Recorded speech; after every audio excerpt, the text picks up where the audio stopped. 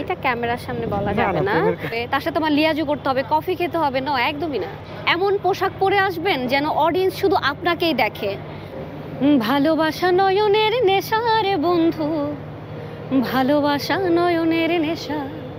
আমরা যে একটা নতুন বাংলাদেশ আসলে বলছি, এর আগে কিন্তু প্রত্যেকটা সেক্টরে আসলে সিন্ডিকেট ছিল, মিউজিক আসলে ছিল কিনা? আচ্ছা, সিন্ডিকেট আসলে শব্দটা কেমন লাগে শুনতে? আমরা যদি গ্রুপিং এর ব্যাপারটা বলি, গ্রুপিংটা আসলে সব জায়গায় থাকে, বাট আমরা যারা শোবিজে কাজ করি বিভিন্ন ক্যাটাগরি তো আমাদের অবশ্যই আছে, অভিনয়, তারপরে আমরা যারা শিল্পী আছি, গান গাই, সব জায়গাটাতে না যাদের যে প্রতিভাটা, যার যে জায়গাটাতে কাজ করার দরকার, যে যেটা ডিজার্ভ করে, আমার কথা হচ্ছে তাকে সেই জায়গায় থাকতে দেওয়া উচিত, তাকে সেই জায়গায় কাজ করতে দেওয়া উচিত।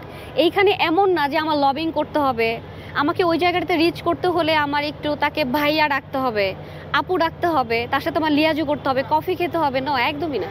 কেন? আমি গাইতে পারি, আমার কণ্ঠে স্বর আছে, আমার সুর আছে, আমি গাচ্ছি, আমি গাইতে পারি, আমি কেন ভাইয়া আপু বিভিন্ন লবিং করে আমি কেন কাজ করব? অনেক তিক্ত অভিজ্ঞতা থাকে শোবিজের, আসলে স্পেশালি মেয়েদের বেশি থাকে শোবিজে। সেটা থেকে দু একটা তিক্ত অভিজ্ঞতার কথা আমরা একটু শুনতে চাই। তিক্ত অভিজ্ঞতা বলতে আমার কিছু ব্যাড এক্সপিরিয়েন্স এই 9 বছরের বেশি সময় ধরে কাজ করছি অবশ্যই আছে। আমার কথা হচ্ছে প্রোগ্রামের জন্য বা কোনো কাজের জন্য যখন আমাকে নক করবে, আমাকে শুধুমাত্র আমাকে গানের জন্য নক করবে। আমার সব থেকে বেশি অড লাগে, আপু একটা প্রোগ্রামে আসবেন, একটু এমন পোশাক পরে আসবেন যেন অডিয়েন্স শুধু আপনাকেই দেখে। আমার কথা হচ্ছে আমি গান গাইতে যাচ্ছি, আমার গান শুনবে। Presentation is very important, I repeat, presentation is very important, but আমার কোয়ালিটি আগে থাকতে হবে। আমি গাচ্ছি, আমার দর্শক আগে আমার গান শুনবে, এরপরে দেখা শোনা সব কিছু চলে আসে। আমাকে বেশ কয়েক জায়গা থেকে ফোন দিয়ে মাঝে মাঝে এই কথাগুলো বলা হয়, এবং এটা বলা হয় যে আপু ফেরার পথে কিন্তু আপনাকে ড্রপ দিব, ফেরার পথে কিন্তু আপনাকে বাসায় নামিয়ে দিয়ে আসবো, আবার আপনি একটু দেখা করেন, আমি বিগত যে প্রোগ্রামগুলো দিয়েছি এর থেকে আরও বেটার প্রোগ্রাম আপনাকে সামনে দিব। আমার তো কোনো দরকার নাই, আমি আমার বাসার অ্যাড্রেস চিনি, আমি আমার বাসায় প্রপারলি নিজেই পৌঁছাইতে পারি, মানে আপনাকে কেন ড্রপ করতে হবে আমার বাসায়? এই যে আজকে চ্যানেলের ক্যামেরা এই কথা বলার পরে তো প্রোগ্রামটা আরো দুই একটা বাদ হয়ে গেল। কোনো সমস্যা নাই, কফি খেতে খেতে একটু কোনো সমস্যা নাই, আমি কফি খেতে চাই না, আমাকে ড্রপ দেওয়ার কোনো দরকার নাই, আমাকে পিক করার কোনো দরকার নাই। এই যে আমি বললাম যে আমার অডিয়েন্স যতদিন আমাকে চাইবে আমি ততদিন গান গাইবো। যখন আমি দেখবো যে না আমার যোগ্যতা হারিয়ে গেছে, আমি পিছনে চলে গেছি, গ্যাপ দিচ্ছি, আমার কোনো স্পৃহা নাই, আমি গান ছেড়ে দিচ্ছি, that's the different things. But আমি যতদিন কাজ করব, আগে আমার গান শুনবেন, আমাকে একজন সঙ্গীত শিল্পী হিসেবে ট্রিট করবেন। ভালোবাসা তো এই নোংরামির বাইরে একটা ভালোবাসাও আছে, অবশ্যই আছে, এবং আপনার গানের কথাও আছে যে ভালোবাসা নয়নের নেশা। তো সেই জায়গা থেকে হচ্ছে ব্যক্তি জীবনে আপনি এখনো বিয়ে করেননি, অনেকে কমেন্টস লেখে কবে বিয়ে করবেন। বিয়ে করব এই সিদ্ধান্তে এখন আসলে পৌঁছাতে পারিনি, অবশ্যই করব, সংসার জীবনে অবশ্যই পদার্পণ করব, যেহেতু আছি, বিয়ে করতেই হবে।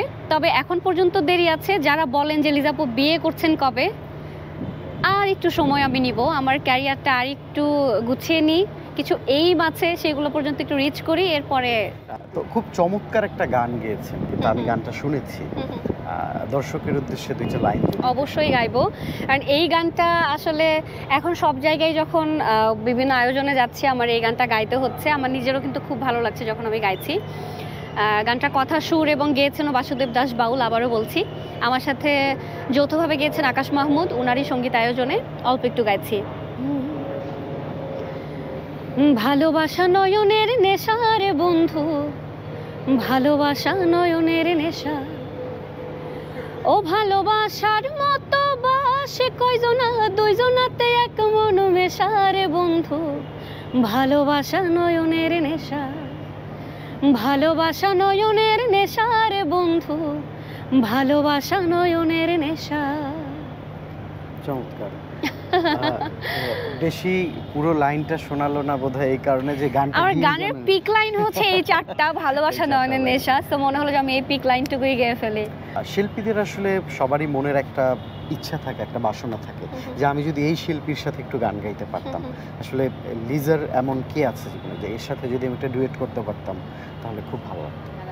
শ্রদ্ধেয় ইমন চৌধুরী, প্রীতম হাসান ভাই, এদের সাথে আমার কাজ করতে পারলে খুবই ভালো লাগবে। এবং আমার কখনো যদি সুযোগ হয় আমাদের শ্রদ্ধেয় গুরুজি শফি মণ্ডল, ওনার সাথে যদি আমি একটু কোলাবোরেট করতে পারি আমার ভীষণ ভালো লাগবে। বাট এখনকার সময়ে আমার ভীষণ ইচ্ছা ইমন চৌধুরী ভাই এবং প্রীতম হাসান ভাইয়ের সাথে যদি কাজ করা যায়।